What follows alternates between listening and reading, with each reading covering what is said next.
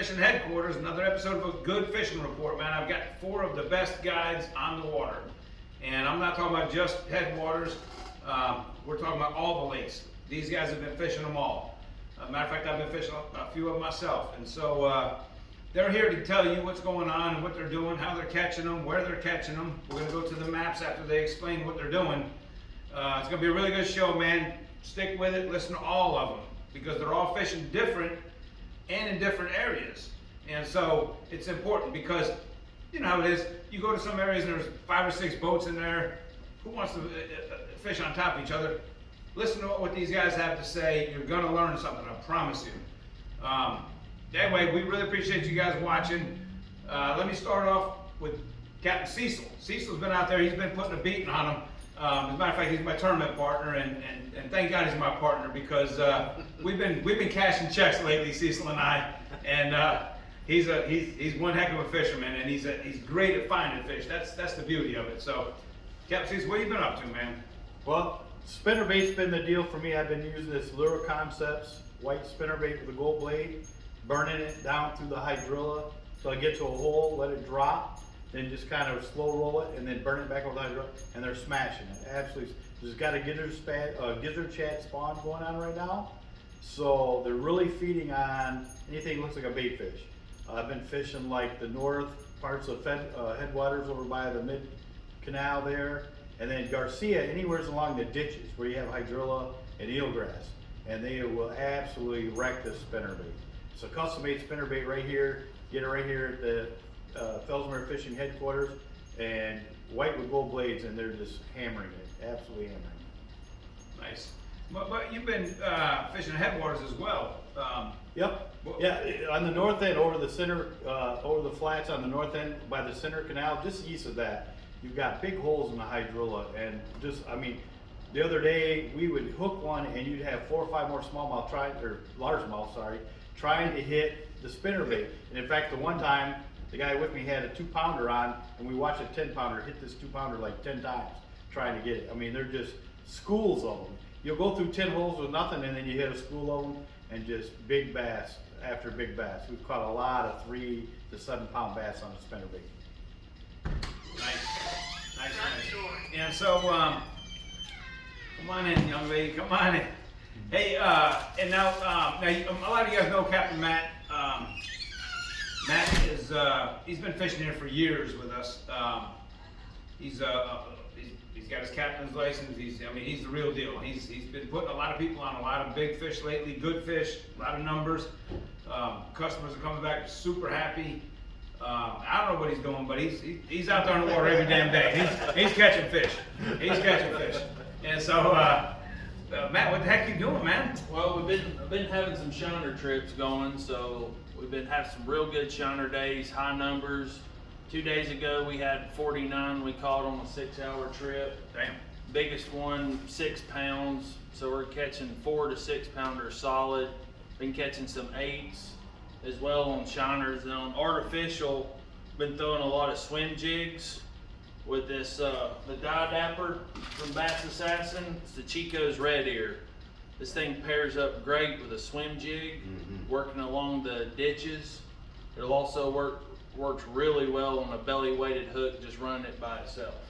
Oh. So covering the flats and the ditches, I mean, they've been smashing it. Wow.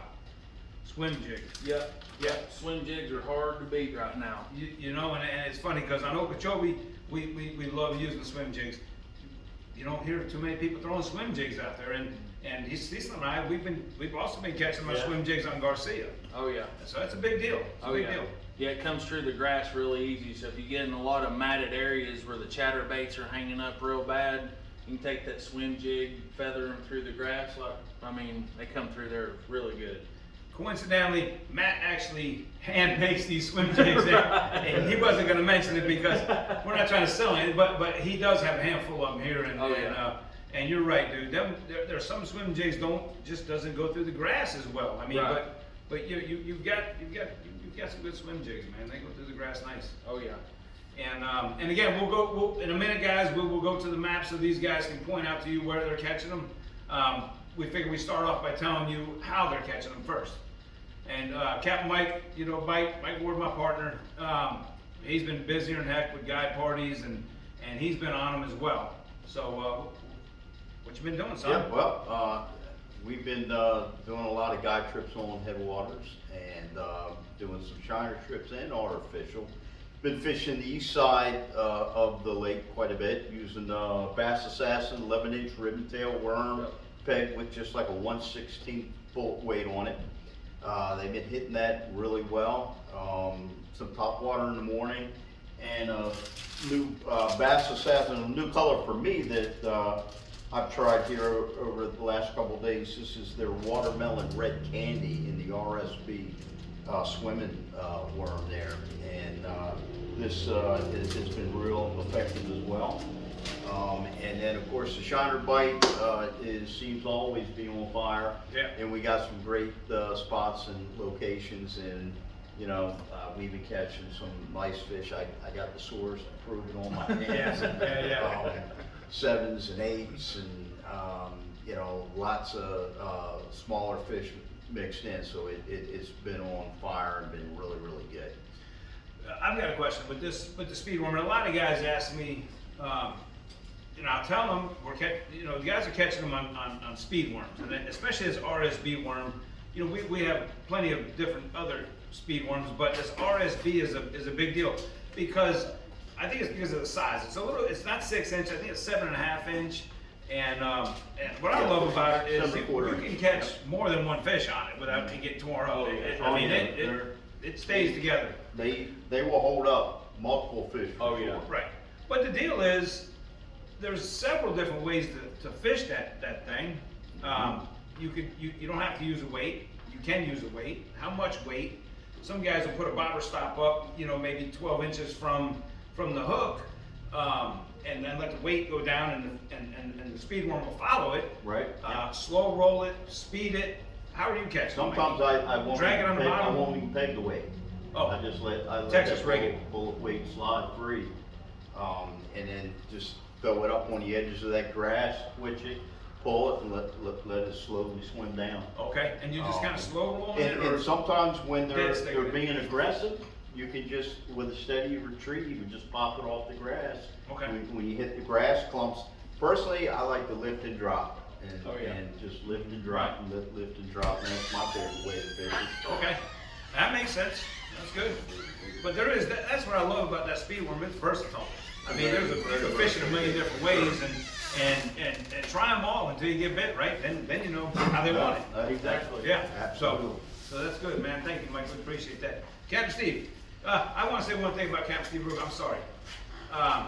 Captain Steve's been on the water, man, crazy, like a mad dog. When he's not guiding, he's pre-fishing. When he gets done with a half-day trip, drops his party off, he's back out on the water fishing again. I mean, he is on him, son. I ain't joking. He's on him. He's a hard-working man. Man works hard. You know, he just had a little situation going on with his son, and God bless, because had an accident in the car, and his son took a big tree branch to the forehead and had some damage to him.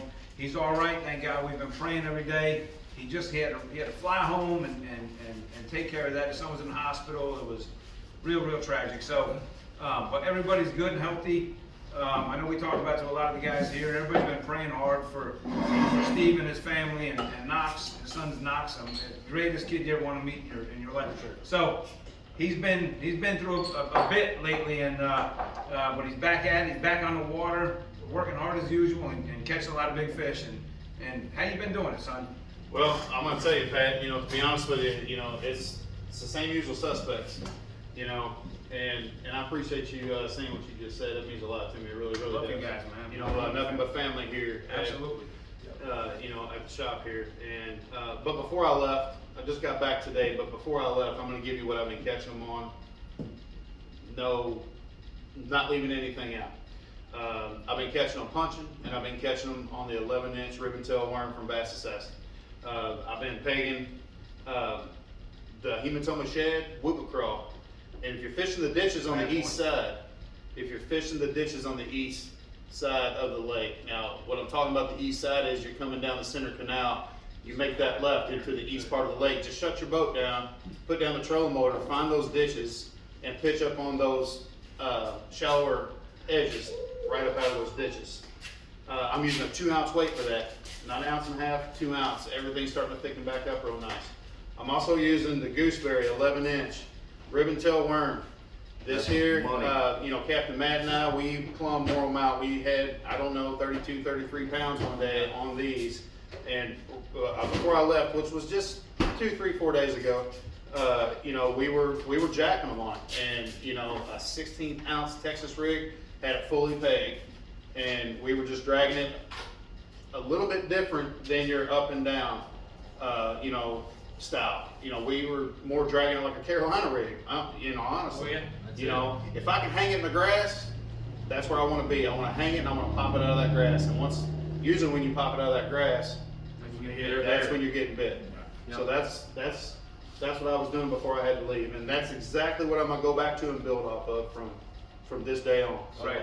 And so when you're punching, Steve, and everybody wants to know, I mean, what's the perfect weight to use? I mean, I always felt like an ounce and a half is perfect. And JT Kenny put me on that. It made a big difference. But because I was using 2 ounce, and so now what I do is I keep one with a 2 ounce, one with an ounce and a half. What do you prefer? That's a great idea. If you can get through with an ounce and a half, use an ounce and a half. Right. The stuff, I'm gonna be honest with you, the stuff that I'm flipping in right now, I cannot get through it with an ounce and a half. You need the 2. I need the Right. 2. Right. And sometimes I'm lofting it 30, 40 feet in the air to get it to go through. Wow. And, you know, it's amazing how quick those fish are. You know, Matt and I and Mike and I have talked about it. It's because when it shoots through and you switch hands, because I'm a hand switcher, and, you know, I'll flip up, you know, with my right hand and switch over to my left hand. By the time I got it switched over, that fish's already got it. Right. Yep. So you better be ready. You better be ready. Right. Because when they're hitting it, they're jumping on it quick. Yeah, it's got to be a pretty quick. Yeah, there's no quick question deal. about it. Right. Well, that's good stuff, man. We appreciate that. And of course, the shiner. Oh deal yeah, has been a big yeah. deal. I mean, the shiner bite is on everywhere. The main places I'm looking for are any cut throughs where there's wind pushing through there. If I can find those cut throughs in any part of the lake, you know, Ditch 13's got a lot of cuts in it. And if you get a north or south wind and you can get that wind coming through those cuts, there's gonna be fish there. If they're not there right away, they're gonna be there. They have to be there. They like to feed in those areas. So if you find those areas, be patient with them. If you don't get bit for 15, 20 minutes, relax. Just sit back, let that shiner soak for a bit. Oh yeah. Yeah. Good stuff. Let's pop. Yeah, most of you guys know Melissa here at the shop, and yes, and of course this is Mike's granddaughter, so she's yeah, good. Yeah, so we're gonna go to the maps, guys, so that these guys can show you exactly where they're catching them and give you some ideas of where to go. Because I know that's the big question at the shop, man. You know, the guys are coming in from out of town. Where do we start? You know, and this is gonna help big time. What do you got, Matt? Well, like Steve was saying, a lot of our bites we've been getting over here in this east side and all these ditches through here. If you can get in intersections, there's ditches in here that run east to west and north to south. So any of these specialty intersections, you can take swim jigs. If you can get blowed in hydrilla mats over these, the punching bite is on fire right there as well. And then any over here in the North Lake, we've been running chatterbaits in this more open water and catching them there as well. And then obviously the deeper water starting to come back in as a player. So this north pit's starting to gear back up as summer comes along. They're going to be firing off in that as well. And then these are like these blow-throughs in Ditch 13, as Captain Steve was saying. You get the right winds in these, just be patient, the fish will be there. Same thing as Matt said, you know, these pits are gonna start firing here before too long, especially as the water temperature stays up, stays steady. And the further we get along in the year, these pits will start firing big time. So you wanna check those, because there will be some days when you won't get a bite, but there will be some days you'll come in there and you'll absolutely wear them out. There's schools of fish right now that are schooling up. So, as far as the artificial bite, I agree with Matt 100%. This east side right now is really firing real nice. Find those ditches, punch those edges of those ditches, and fish in the ditches with the worms. You know, if you got hyacinth mats, you know, flip those worms up next to those hyacinth mats and bring them off. You know, that's where we've been catching a lot of our big fish. This ditch 13, you know, like I said earlier, this ditch 13. If you get a north or south wind, fish these blow-throughs. Fish these blow-throughs. Captain Steve, maybe share with people where to cut through to Okay. get into that east side. Sure. Because a lot of people have questions about that, and you can pick the wrong one. Yes, sir, and you end up in can. trouble. Yes, sir, you can. So, this is the boat ramp. If you run down, okay, you're gonna come to a cut up in here, all right? You don't wanna take that cut, it's all blowed in. Now, you can probably navigate through there with a trolling motor and be okay and get back up in here. But you wanna hit this other cut that's a little bit further down on your east side. It'll be on your left as you're coming south. And once you cut in this cut, just pull back in here a little bit, shut the motor off, put the trolling motor down, and fish what looks good. Fish what looks good. Don't overcomplicate it. There's fish everywhere, and there's tons of them. So don't overcomplicate it. Just go in there and fish. Fish how you like to fish. Fish with what you like to fish with, and you're probably gonna catch them. So I've been doing really good just east of the center canal here on these hydrilla flats. The hydrilla is matted up, but you'll have holes like the size of a swimming pool through these areas, and the fish are schools. You'll go in there and you'll catch 10 or 12 out of each hole. Just tons of fish right through here. So same thing like he was saying, you know, it's blocked off down here. You're gonna come down to this cut in front of the Indian Mound and just cut across and back up. Easy running, tons of fish. Stick marsh, this whole southeast corner here where you have this almost, there's a lot of stumps like that. They're just loaded in there right now. It's 50, 60, 70 fish days. Spinner baits, like a white popping frog, anything topwater. Okay, Captain Steve, so people are concerned about the water being lowered It is at lower. Stick Marsh. Yeah, So when what can when you run out of stick marsh, you're gonna come out of the ramp. You wanna cut straight across right through here till you get to this ditch. This ditch is 10 foot deep probably now. Come up, there's a cut through right through here. You can't see it, but on the map anyways. Right, You can yep. see it plain as day when you're running. Cut through there, go straight across, but as soon as you hit like 6 foot of water in here, you wanna shut down, because there's a lot of stumps, and just idle in. But there's a lot of shell beds around these stumps, and the fish are just loaded up on them right now. So they're pulling water, so they're feeding pretty good. So there's a little current going on there. There's a lot of current. In Garcia, anywhere around this pit, you got these ditches up on this end. Same thing, they're pulling water here, I think, from the farmers. So the lake's about a foot lower than it was. So everything along these ditches, and you can kind of see them on the map, is about a foot deeper, and they're all stacked in these ditches. And me and Pat's just been killing them on spinner baits going up and down this ditch. Any of these ditches here, and especially the pit, because that's the deepest water, and you got hydrilla all the way around it. And again, it's a gizzard shad spawn going on, spinner baits, your, any kind of walking the dog bait, popping frog, all that. Pat lost like a 9-pounder on a popping frog the last tournament, broke his line. Thanks, Cecil. But, yeah, no problem, buddy. But just anything that resembles a gizzard shad, they're chowing on. We pull up and you just see them busting the shad are getting up on the pads, and the fish are just hammering them, and it's just an incredible topwater bite right now. Later in the day, then you maybe fish the edges with like a worm, like you guys are talking about dragging a big worm, something like that. But a lot of fish on all of these ditches, because with the water being pulled, they're trying to get into a little bit deeper water. Gotcha. Awesome. Makes sense, for sure. Yeah. All right, well, what else, guys?